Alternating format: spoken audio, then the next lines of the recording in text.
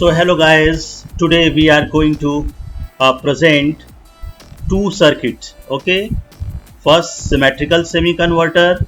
At the left side you can see there is symmetrical circuit diagram of symmetrical semi-converter, and at the right side there is asymmetrical semi-converter. Okay, you can see both the sides. There is little difference between them. Okay, see at the left side. In symmetrical semi-converter, what happens? There are two thyristors. This is T1, this is T2, and diodes are this is D1 and D2. What happens during positive half cycle? T1 and D1 conducts, and during negative half cycle, thyristor T2 and D2 conducts. Okay, and what happens in asymmetrical semi-converter? So guys, here the places are exchanged. T2 there is T2 and here is D2. Now the places of D2 and T2 are exchanged in the next diagram in asymmetrical semi-converter. What happens? D2 comes here and thyristor T2 comes here in the first leg, and D2 goes to the second leg. So the combination becomes T1, T2, D2, D1. So this is called asymmetrical semi-converter. So basically the single phase semi-converter uses two SCRs and two diodes in the bridge arrangement. Okay, we have seen in full converter where 4 SCRs are employed in bridge, but here we have employed 2 SCRs. Okay, and because of diodes in semiconductor, what happens? That freewheeling diode, the freewheeling action is inherent. It is necessary in semi-converter. Hence, load voltage cannot become negative. Okay, we will see the waveforms.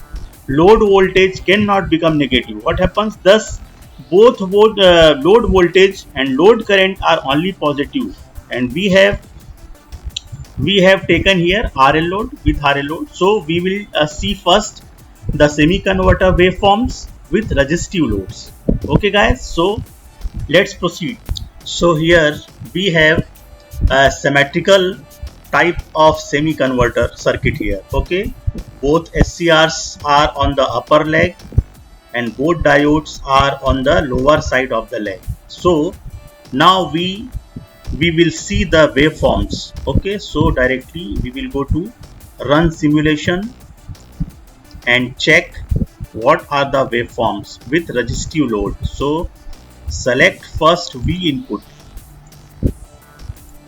then it will appear like this, and this is sinusoidal waveform V input. Then select V output, then this is the output, the waveform of output voltage with resistive load. Okay, this is output waveform, this is input waveform, and next select load current IL, and this is load current waveform, you can see. Then next voltage across thyristor 1.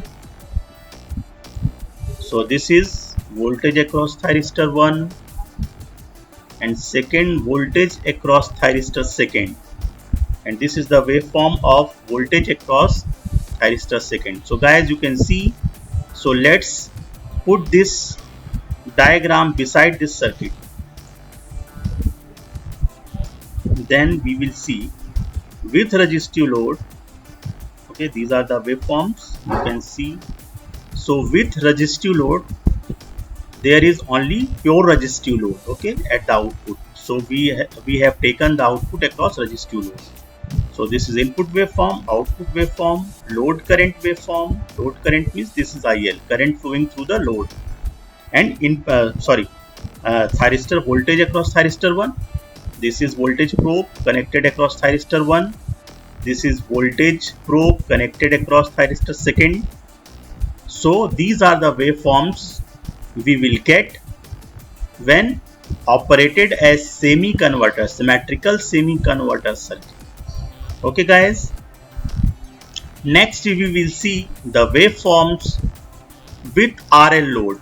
Okay, so we will open the semi-converter circuit with RL load. So this is here, RL load is connected, you can see extra inductor is connected with resistive load.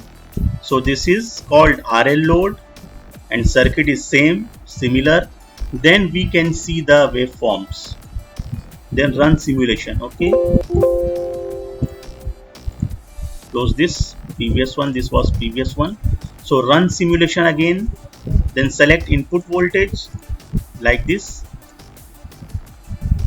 Select output voltage. Then load current.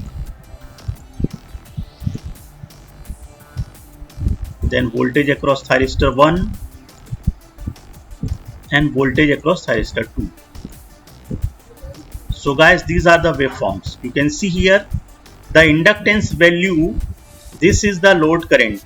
So due to the inductance value, the load current varies. Okay, whenever you put the value of inductive, this inductance more than 1 or something greater value of inductance, it will become something different. Okay, so when you put something 0.01, okay, this is the value of inductance. Okay, now see the waveforms. You can also see the inductive waveform runtime graph, load current. You can see from here. Okay, the waveform varies. Close this and again you can see the value of load current, only load current. Okay, so this is the load current waveform when the inductance value is very smaller, and close this when this value of inductance is changed. Okay, you put 0.89 something, 0.89. Then see the waveforms. Okay, the runtime graph IL. Okay, this is the waveform with 0.89 Henry.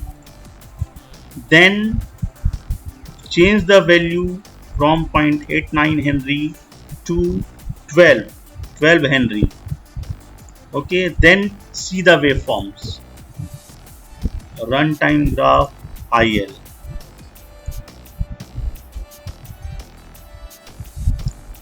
Run simulation IL. You can see from here. So it becomes continuous, like continuous current. Okay, this is the effect of inductance. If you vary the value of inductance and when you put greater value, something 67 Henry, then see the run simulation, see the waveforms, load current, it changes, it becomes continuous.